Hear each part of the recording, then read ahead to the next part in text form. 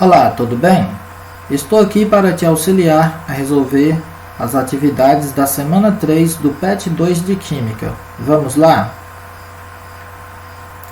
O cálcio reage com o oxigênio produzindo o óxido de cálcio, mais conhecido como cal virgem. Foram realizados 2 experimentos, cujos dados estão alistados na tabela a seguir de forma incompleta. Temos aí a primeira experiência, o cálcio mais o oxigênio. A primeira experiência é 40 gramas de cálcio mais uma certa quantidade de oxigênio reagiu e formou aqui 56 gramas de cal virgem. Para fazermos a conta e saber qual é a quantidade de oxigênio que participou da reação, nós devemos saber 40 mais quanto que vai ser igual a 56. É só a gente pegar 56, diminuir o 40, vamos saber a quantidade aqui de oxigênio. Eu coloquei a continha aqui do lado, 40 mais x é igual a 56. Então, pegando 56 menos 40, eu tenho 16. 16 gramas é a quantidade de oxigênio, pois 40 mais 16 é igual a 56 gramas. Segunda experiência. Eu tenho aqui uma quantidade de cálcio que reagiu com 32 gramas de oxigênio e transformou em uma certa quantidade de cal. Eu tenho duas situações. A segunda experiência ela é de acordo com a primeira experiência. Se na primeira experiência eu achei 16 gramas de oxigênio, e aqui agora no segundo experimento está falando que eu já tenho 32, a diferença de 32 para 16 é o dobro. Então, logicamente, eu entendo que a quantidade aqui de cálcio, eu vou encontrar o dobro da quantidade daqui da primeira experiência. Mas eu fiz uma continha em regra de 3 para facilitar. 40 gramas de cálcio está para 16 gramas de oxigênio. Está aqui 40 gramas de cálcio está para 16 gramas de oxigênio. Y vai estar para 32 de oxigênio, e eu tenho que encontrar Y, que é a quantidade de cálcio. Multiplicando o cruzado, eu tenho 16Y é igual 16Y é igual 40 vezes 32. 40 vezes 32 é igual a 1280. Dividido por 16, eu tenho 80 gramas. Então, 80 gramas é a quantidade de cálcio. E agora, qual vai ser a quantidade de cal necessário produzido? Por aqui eu já sei que 80 mais 32, eu vou encontrar 112 gramas. 80 mais 32 é igual a 112 gramas. E sei também por outro lado, se na primeira experiência eu achei 56, 40 de cálcio, aqui está sendo 80, o dobro. 16 de oxigênio, aqui está sendo 32, o dobro. 56 de cal virgem, aqui logicamente vai ser o dobro de 56, que é 112. Mas tem uma continha que eu fiz na regra de 3 para mostrar para vocês, para achar o valor aqui de Z.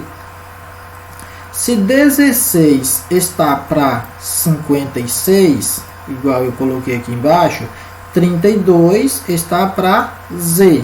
Multiplica cruzado, 16 vezes Z é igual a 32 vezes 56. 32 vezes 56 é 1792. Dividido por 16, 112 gramas. Atividade 2. 100 gramas de calcário é colocada sob aquecimento e se decompõe em 56 gramas de cal viva e 44 gramas de gás carbônico. Essa afirmativa está baseada na lei de qual cientista? Temos aqui a quantidade em gramas para vocês visualizarem melhor. 100 gramas de calcário, 56 gramas de cal produziu 56 gramas de cal virgem, mais 44 gramas de gás carbônico, ou seja, 56 mais 44 dá um total de 100. Então, essa afirmativa foi baseada na lei de qual cientista?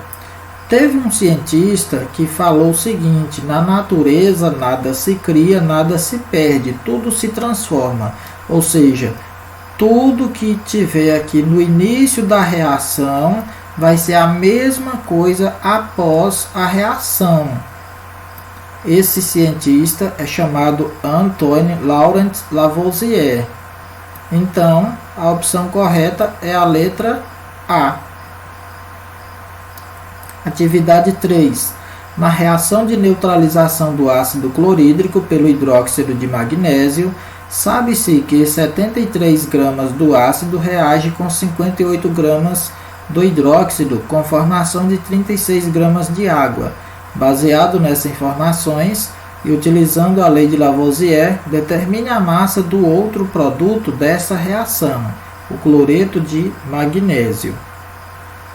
A reação química que fala na atividade é o ácido clorídrico mais hidróxido de magnésio, que vai transformar ou formar água mais cloreto de magnésio. A equação química que representa isso é essa daqui. HCl, ácido clorídrico ou cloreto de hidrogênio, que é a mesma coisa, hidróxido de magnésio, água e o cloreto de magnésio. Esse 2 aqui significa que a equação já está balanceada, ou seja, a mesma quantidade de átomos aqui no reagente está sendo a mesma quantidade de átomos aqui nos produtos. Explicando através de quantidades, temos 73 gramas de ácido clorídrico, 58 gramas de hidróxido de magnésio, 36 de água e aqui uma quantidade de cloreto de magnésio. Qual é a quantidade de cloreto de magnésio? Nós sabemos que a quantidade que eu ter aqui no reagente é a mesma quantidade que eu devo ter no produto. É só somar 73 mais 58, o resultado que eu tiver aqui é o mesmo resultado que eu tenho que ter aqui. Então, 73 mais 58 é 131. Então, 36 mais esse número aqui deve ser 131. Como que eu acho esse 131? Eu pego o 131 menos 36, eu acho o valor de 95. Então, a massa de cloreto de magnésio obtida no produto é 95 gramas, que é esse lado aqui, ó. Atividade 4. Os pratos A e B de uma balança foram equilibrados com um pedaço de papel em cada prato e efetuou-se a combustão apenas do material contido no prato A. Nós temos uma balança com os pratos A e B e nós vamos observar apenas aqui o prato A dessa balança e o prato A dessa outra balança. Esse procedimento foi repetido com palha de aço em lugar de papel. Após cada combustão, observou-se essa balança, houve a queima de papel. E essa outra balança, houve a queima, a combustão aqui da palha de aço. Quando queimou aqui o papel, na balança aqui com papel, houve uma redução de massa. Ou seja, liberou fumaça, então reduziu a massa aqui do papel. E quando houve a combustão aqui da palha de aço, aumentou a massa, porque houve a formação de óxido de ferro. Óxido de ferro é ferrugem. Então a palha de aço ela ficou com uma quantidade, com uma massa superior à que estava antes.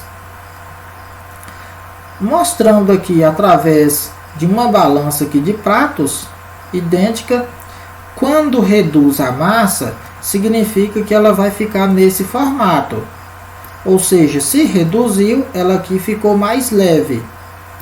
E a outra aqui, se aumentou a massa, ela ficou mais pesada. Com base nisso, pede para a gente marcar a opção correta entre A, B, C e D, em que combine a balança com as situações aqui, com o papel e com a palha de aço. E a que representa as duas situações é a alternativa D, ou seja, A acima de B, no caso aqui, essa aqui com papel, essa massa aqui, ela ficou acima de B. Aqui, ó, isso aqui é a massa de A, isso aqui é a massa de A. Ficou aqui, ó, acima da massa de B. Essa aqui é a balança com papel. Então aqui, ó, A acima de B. E aqui do outro lado, A abaixo de B. Quando queimou aqui a palha de aço, ela aumentou a sua massa, pois houve a formação de óxido de ferro. Então A é esse prato e B é esse outro prato. Então A ficou mais pesado. Se B ficou mais pesado, se A ficou mais pesado do que B, então aqui, ó, A ficou abaixo de B. A ficou mais pesado, por isso ficou abaixo de B. A opção correta vai ser a alternativa D. Atividade 5. O conjunto esquematizado contém inicialmente os reagentes A e B separados. Utilizando dois conjuntos desse tipo, são realizados os experimentos 1 e 2, misturando-se A e B conforme descrito a seguir. Experimento 1. Reagente A, solução aquosa de nitrato de prata. Reagente B, pó de cloreto de sódio. Produtos: cloreto de prata sólido e solução aquosa de nitrato de sódio. Eu representei a equação química do que está falando aqui no experimento 1. A solução aquosa de nitrato de prata é essa aqui, AgNO3. O reagente B é o pó de cloreto de sódio, está aqui o NaCl. E o produto é o depois da setinha, é o cloreto de prata sólido. Está aqui o cloreto de prata sólido, esse S aqui significa sólido, S sólido, e AQ é aquoso, significa que tem água junto. Solução aquosa de nitrato de sódio. Aquoso significa que tem água, tá aqui AQ aquoso é o nitrato de sódio. E coloquei aqui abaixo para vocês lembrarem que é o nitrato de prata mais cloreto de sódio transforma em cloreto de prata e nitrato de sódio. Experimento 2. O reagente A é uma solução aquosa de cloreto de hidrogênio, está aqui o HCl, é o cloreto de hidrogênio, chamado também de ácido clorídrico. Reagente B é o pó de carbonato de sódio, aqui os Na2CO3, S é porque é sólido, é o pó. O produto é depois da setinha. Temos aqui o cloreto de sódio aquoso, H2O que é água líquida, e o gás carbônico gasoso, que são os produtos. Abaixo eu coloquei os nomes que cloreto de hidrogênio mais carbonato de sódio transforma ou forma cloreto de sódio mais água mais gás carbônico. Observa que nesse experimento 2 ele está sendo realizado aqui, ó, em um sistema aberto. Essa vidraria aqui é um Becker. E aqui está falando que houve a formação do gás carbônico. O gás carbônico, ele é um gás. Esse Gzinho aqui significa gás. Então, se houve a liberação de gás, significa que ele escapou. Então, o que quer dizer? Que a massa aqui do reagente é a quantidade de massa aqui dos produtos está sendo uma quantidade inferior, porque essa quantidade de gás aqui ele já está escapando, pois o sistema é aberto, porque está sendo realizado em um Becker. Agora vamos às alternativas. Designando por I a massa inicial de cada conjunto antes da mistura e por F1 e F2 suas massas finais após misturar. Experimento 1. A massa final do experimento 1 é igual à inicial. Está correto. Aqui no experimento 1, a massa inicial aqui, ó, é igual à massa final. Tá certo. No experimento 2, está falando que a massa final aqui, ó, a massa final está falando que é igual à massa inicial. Nesse caso está errado. Por quê? Porque o gás carbônico ele escapou, ele saiu fora, porque o sistema aqui foi aberto. Quando a substância caindo aqui, esse gás carbônico ele ia saindo fora. B. Experimento 1. A massa do experimento 1 final é igual à inicial. Correto. E está falando que no experimento 2, a massa aqui final no experimento 2 é maior do que a inicial. Está errado. A massa aqui no experimento 2 aqui, ó, essa massa final aqui, ó, ela vai ser menor. Por que menor? Porque o gás carbônico aqui, ó, ele está sendo menos. Então, se aqui no início seria uma massa 100, por exemplo, aqui não vai ser 100, aqui vai ser, vamos supor, 90 ou 80, vamos supor, e não maior. Então, essa daí, B, continua errada. Alternativa C. A massa final no experimento 1 é igual à inicial. Correto. Então, aqui a massa aqui, ó, final é igual à massa inicial. Tá certo. No experimento 2, a massa final aqui de 2 é menor do que a inicial. Agora está correto. A massa final aqui, ó, do produto está sendo menor do que a inicial. Agora está correto. Vamos analisar a alternativa D e E. Está falando que no experimento 1, a massa final aqui no experimento 1, ela é maior do que a inicial.